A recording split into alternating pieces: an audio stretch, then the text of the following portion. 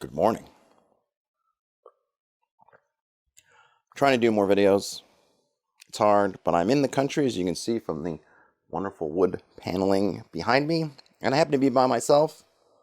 The wife and the child are elsewhere for the time being, so I'm trying to make hay while the sun shines, so to speak. Obviously, I have my other works. I have my normal job that I need to attend to, but I'm going to try to get some videos. I've been kind of just tired and, there's laziness in there as well. If you're watching this on the day that it went live, which is a Wednesday, then yesterday you might have seen that I did a stream of my latest campaign after action report recap, and also went through a little bit of World Anvil, which is a cool app that I am kind of test driving, giving it a run for this campaign. So far, so good, as far as that goes. So you can check that out.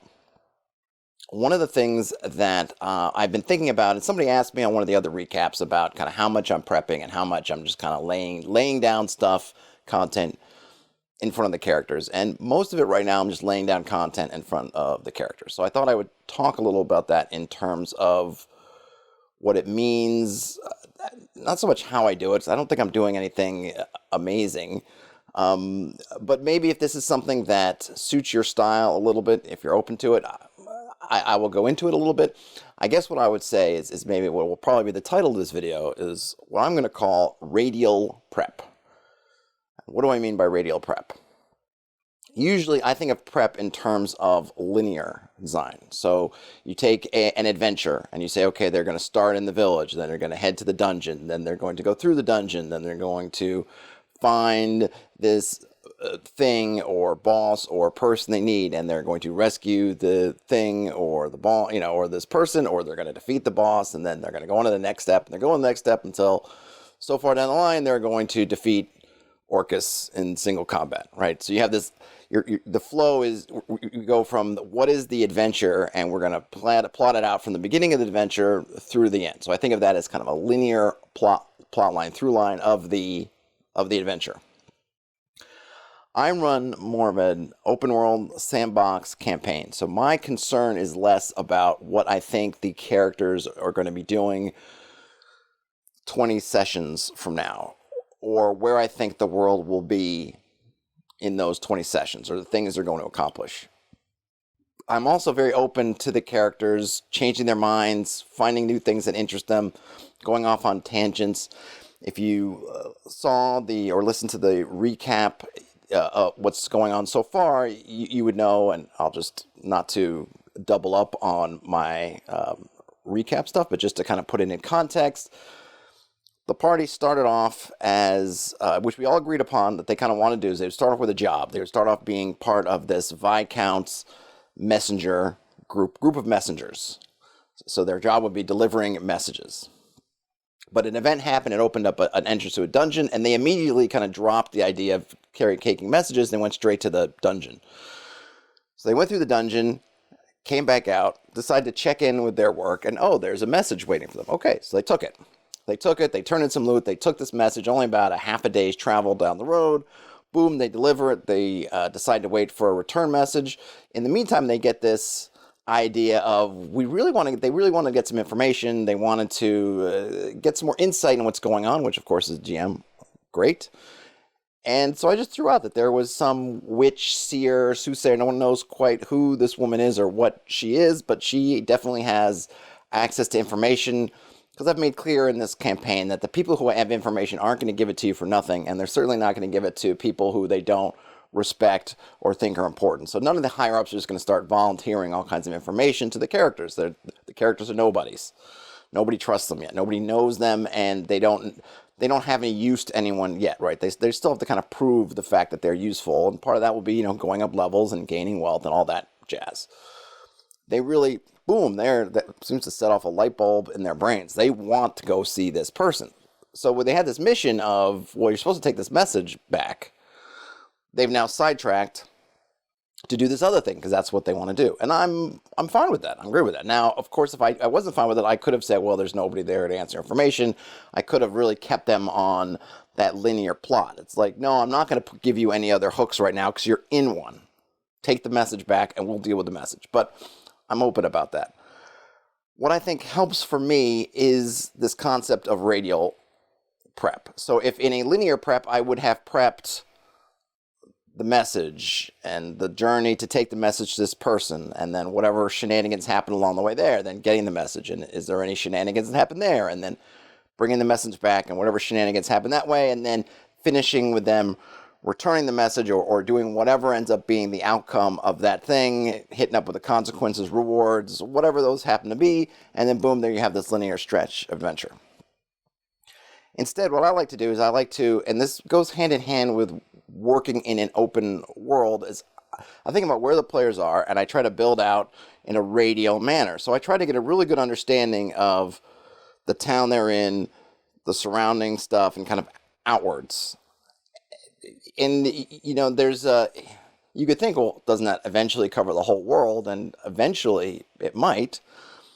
But when when characters starting off, and this is of course going to depend on what level you're starting everybody at, they only have so far they can travel.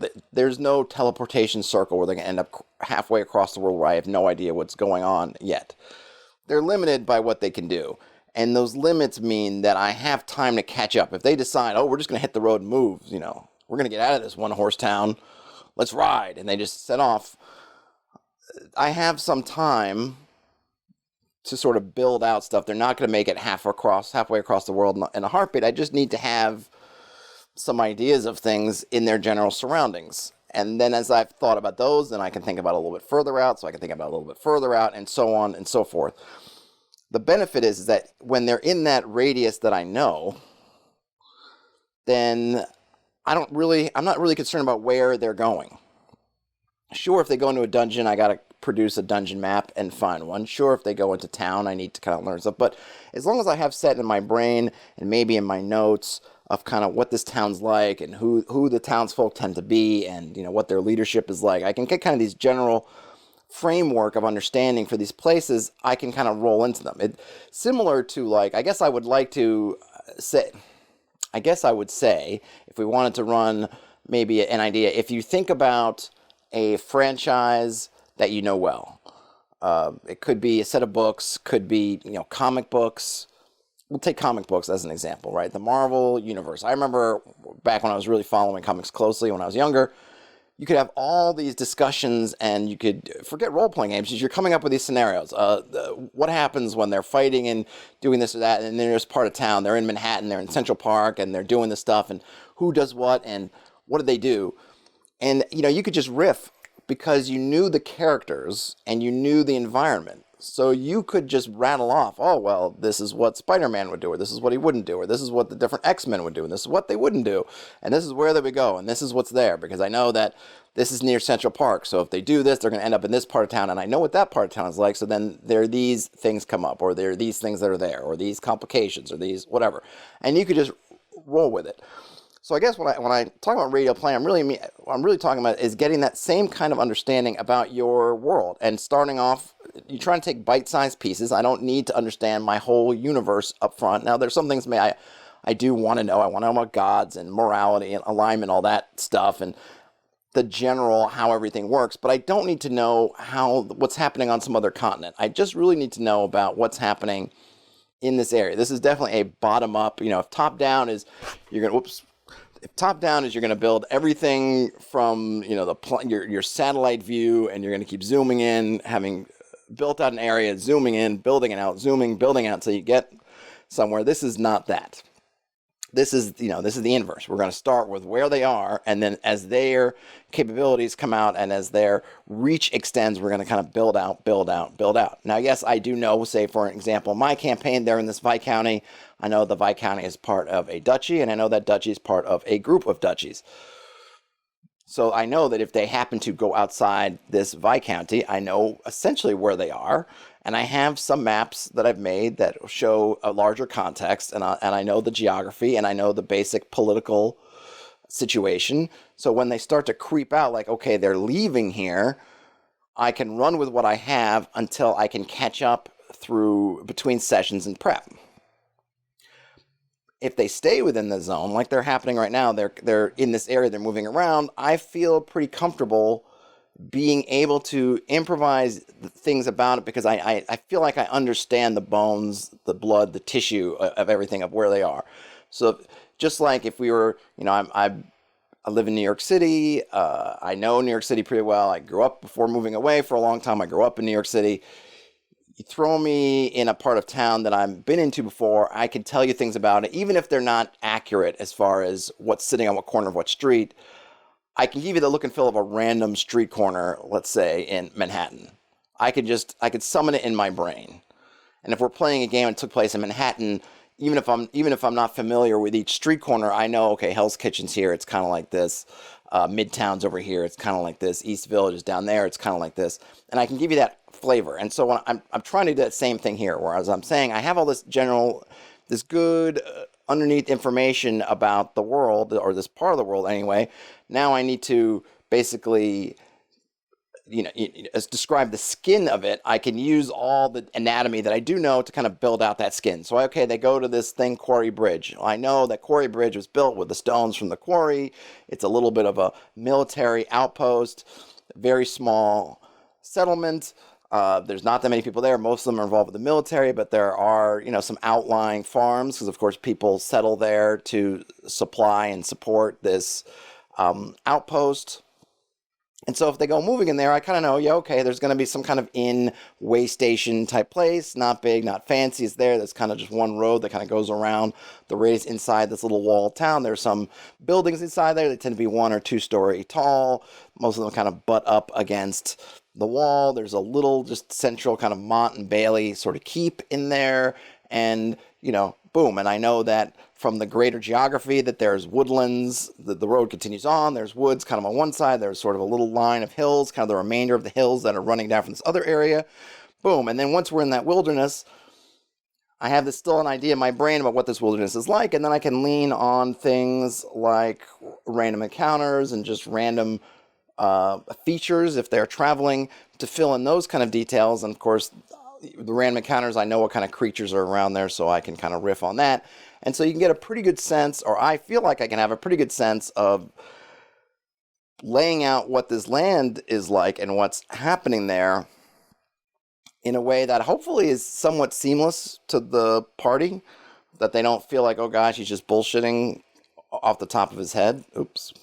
I generally don't curse, but every once in a while one slips through. Then I'm BSing about what's happening there, and that it seems all of one piece. It doesn't seem like it's just scattering, because that's the danger with any kind of improv, is that the seams start to show where it doesn't feel like it's of one thought, because it's not, because some of it I came up with last week, some of it I came up this week, some of it I came up with on the moment, and I haven't done a good enough job, or whoever's doing it hasn't done a good job of making sure that everything lines up. I think that's where something like, whether you're using a notebook or just a physical notebook or notepad or some kind of note-taking application, or using, like I talked about the other day, World Anvil, something that has lots of tools for helping you record things. You can definitely run into trouble if you are not being careful about the information you're delivering and the style, because you start off thinking about woods one way a week ago, and then your brain starts thinking about something else, and suddenly the woods change, and it goes from being, say, more like, I don't know, a northeastern kind of Appalachian kind of woods, to now it's more jungly, because you happen to watch a National Geographic or some show the couple of days ago, and sort of now more jungle imageries in your brain. But the party, they're just going, why are there suddenly tons of vines, and suddenly it's raining and all this stuff? Why does it suddenly seem like that when last week it felt a different way?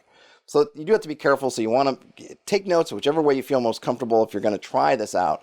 Do it. And I think you really do need to know the ground.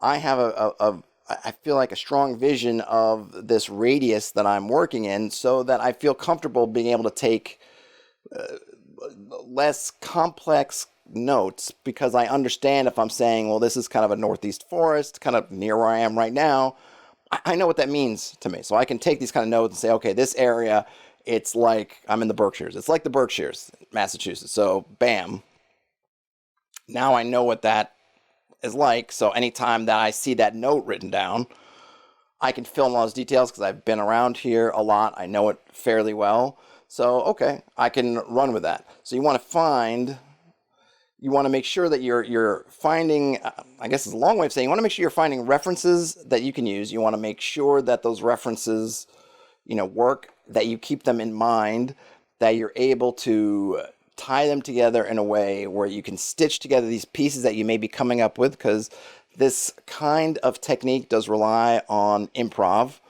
somewhat, right? Because you can't write down every square foot of this radial area. That wouldn't be I feel like it wouldn't be too much different from doing a top-down approach, and it wouldn't really be a savior to me, and it wouldn't appeal to me as a concept, as a workflow, as a tool. If I had to write down the entire geography of 200 square miles or whatever, that to me is not saving me any time. It's not me. I don't know what the benefit to me would be, because I wouldn't do it. I couldn't do it. So you're going to get these images in your brain. There's tons of photos out there. Photos are great.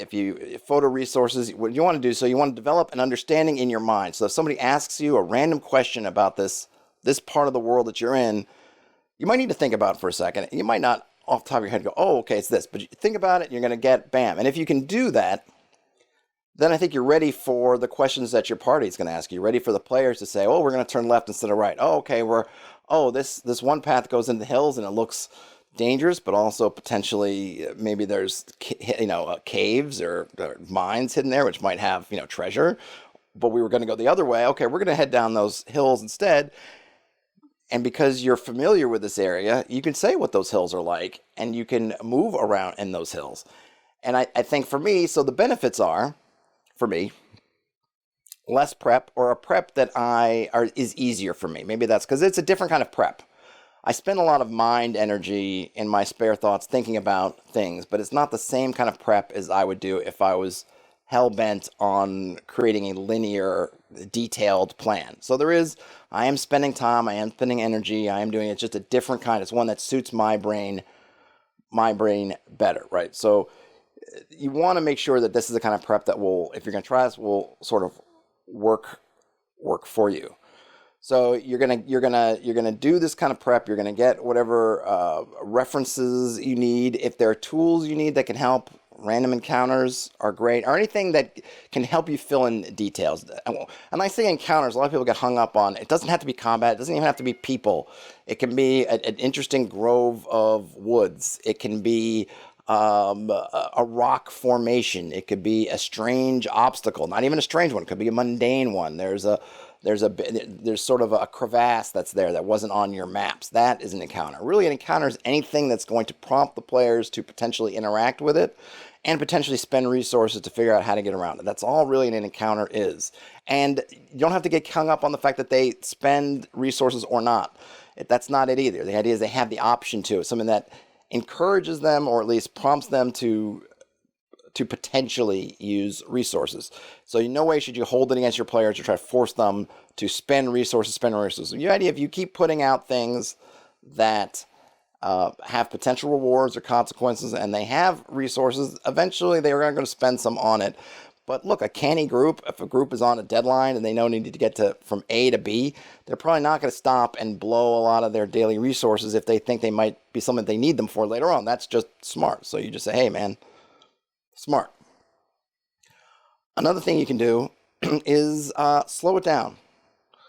And that can be hard with travel. I know, because if nothing's happening in travel, you tend to just go fast and you go, oh, there was no encounter, so okay, so they've already moved 12 miles. Oh gosh, now what's happening? Now I'm getting too far ahead. No, nothing happened tonight, so they're going to wake up and they're going to move 12 more miles. Slow it down. If you need to take a break, if they're reaching the bumper of one of your radius zone unexpectedly, take a moment, set it up, figure it out. I always feel like if you can slow it down, that's going to help you process. I think you make a lot of the worst decisions, or at least thought through decisions, when you feel rushed. So slow it down. Take notes, take some way of recording what you've done. And I mean, this is true for any kind of improv. It's certainly true of this. The world's going to feel very patchwork and not very cohesive if you don't take notes, if things that were there one week are not there the next week. I mean, there was that, I've mentioned this on somewhere before, but I saw this on Twitter where a guy said, hey, I took the party on a flashback to see something way back in time in this location, and in the present, there's no mountain, but in the past, I accidentally put a mountain in as the backdrop of the town. So now there's this whole question of what happened to the mountain, right? And it's funny and you can deal with it, but obviously if you wrote down this town is on the side of a mountain in one session, and it's not something that's on your maps, it's something you just riffed on because this is an area where you figured there was a mountain, you got ahead of yourself, whatever it is, write it down so the next week they don't show up and now it's on a plane because you hadn't updated your maps, you hadn't updated things. For me, the other so the benefits are, obviously, it's prep that I enjoy, and that works for me better. It allows me to prep the kind of stuff I want to prep and not just prep a lot of stuff that I might not use. The other thing is that and I mentioned this in other videos as well, this idea of being open to the creativity, being open to the new possibilities, leaving these spaces open. And a big example, and again, I don't want to keep just parroting my campaign, but the campaign in some way it's very much kind of a proof of, I mean, I'm only giving you recaps, so potentially I could be making it all up, but assuming that I'm not being dishonest and just writing them out and creating recaps on campaigns I'm not actually running. In the last session, they were heading off to see this soothsayer woman about to enter this woods, and one of the players remarked on how this seemed like it was getting very kind of fey, sort of fairy. And this was one of the themes I really is part of this campaign I'm working, but it hadn't occurred to me that this, was a fairy kind of fey thing. But then it was like, my mind blown. Where's that gift from Tim and Eric with the mind blown about, oh my gosh, this should totally be a fey thing. Why didn't I think about that? Why had my mind been working and all this other stuff, and I hadn't thought about this being a fey thing? And I was able to basically tear up my original plan and go with this new plan that this is very much a fey thing, and that's what I did. I can do that because I hadn't spent a ton of work, in a way, if I had just sitting there and written everything down and plotted everything out and had all reams of paper on what they were going to do, it's hard to let go of it. I know people will say, oh, we'll just put it aside for later. Yes, that's great, but in the moment, I might have been like, nope. Oh, I might have thought, oh, yeah, that's a good idea, but that's not it. Haha, we're going to do this other thing instead. But their idea is so much better. I want to use it, so I can use it. And because I didn't spend a ton of time on these things, then I don't feel that bad shelving it and saying, yeah, I had this idea of just being kind of a witch or something in a cave. That kind of stinks. I kind of had the 13th Warrior in my brain that, if you've seen the 13th Warrior, at one point they go see this strange woman who lives in the cave. She rolls some bones and does whatever. That's kind of the idea I had in my mind for that. Gone. This other part is so much better. It fits in more with the themes that we talked about in session 0. It fits in more with, I think, the players' expectations and the kind of things they're going to be finding. I mean, it's just win-win-win, and I like it a lot better. So, boom, I can go with it. And now you might think, oh, well, this is outside. But now you're moving outside that radius. Like, yes, of the woods I created, we have now moved past that and beyond it into something else. However, that something else is something I'd put a lot of thought into as well. So it's kind of like we left one radius into another radius. So I feel comfortable there because I had put a lot of brain energy into figuring out kind of some stuff about that. So in this case, it's just moving from one zone of knowledge to another zone of knowledge. But if it had moved into a situation where I thought, oh, I really want to do this, but I don't know what's going on there, I would say, slow it down.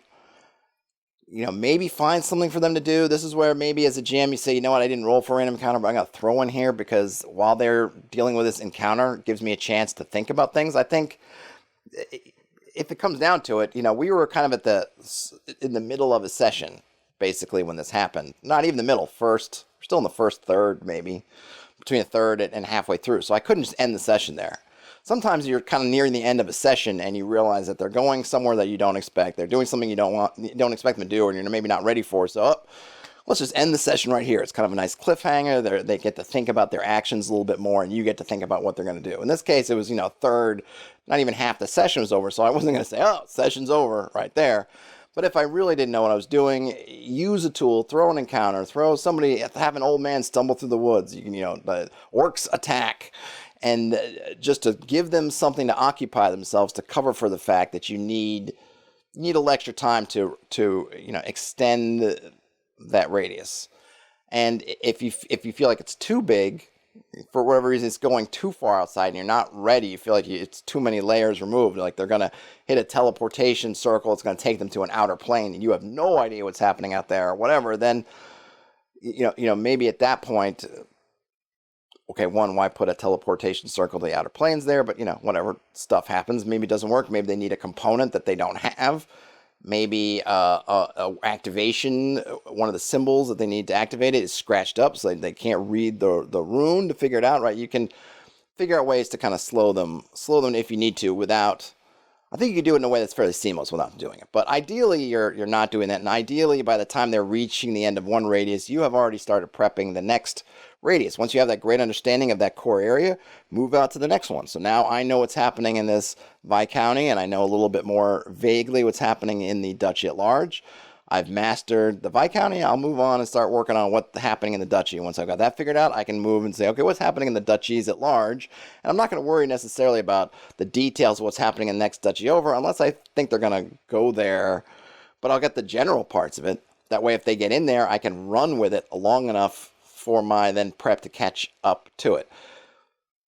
So ultimately, definitely, there is a lot of improv in there. It does rely on being able to think of these things off the top of your head. But I feel like with the improv, maybe when I'm just to boil all this down, how long have I been going here? 20 some odd minutes to boil it all down for is I feel comfortable with the improv part because I understand all the stuff going on. I can't improv, or I would have a very hard time. It would probably come off as being really hackneyed or, I don't know, inauthentic, let's say, if I was going to improv everyday life for somebody living in New Delhi. I have no idea what someone's everyday life living in New Delhi besides just movies and media, which I'm sure is not really accurate. I don't know. It would probably come off as poor, even to people who, like me, have never been to New Delhi or lived there.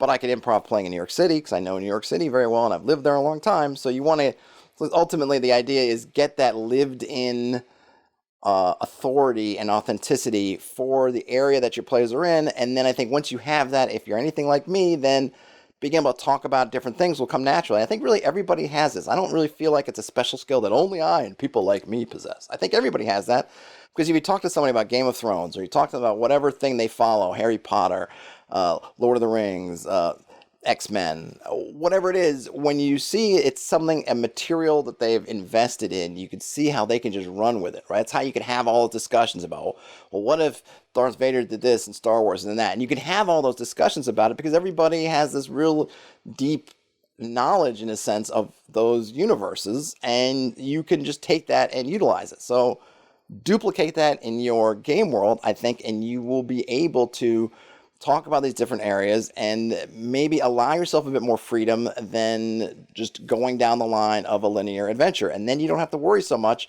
Go on Reddit or go somewhere and say, what do I do when the PCs went off the path? Well, just where does that path go? You know where it goes. Take them there, and then just do the consequences of whatever they missed. Likewise, for my campaign, they're sitting on a message they were supposed to return. They haven't returned it yet, and they're at least a day now overdue. I don't know what the consequences of that are going to be because I don't actually know what's in the message yet. However, I do know there will be consequences, and they will have fun, and I will have fun dealing with them. But that's all I have on that. Hope it was useful. Let me know if you do something similar. Let me know what your techniques are if you have them. I know generally people talk about just sort of, bottom up versus top down, but I thought the concept of radial, maybe that really is just bottom up, and I just gave it a different name. Whatever. It's mine. I own it. Trademarked, copyrighted. Don't actually look to see if I've trademarked it or copyrighted because I haven't, but it's mine, my term. If it's useful to you, let me know. If you use something else, let me know. If you like this stuff, a thumbs up is appreciated. Subscribe if you want to see or hear more of me. But have a great rest of your day, and I'll talk to you later.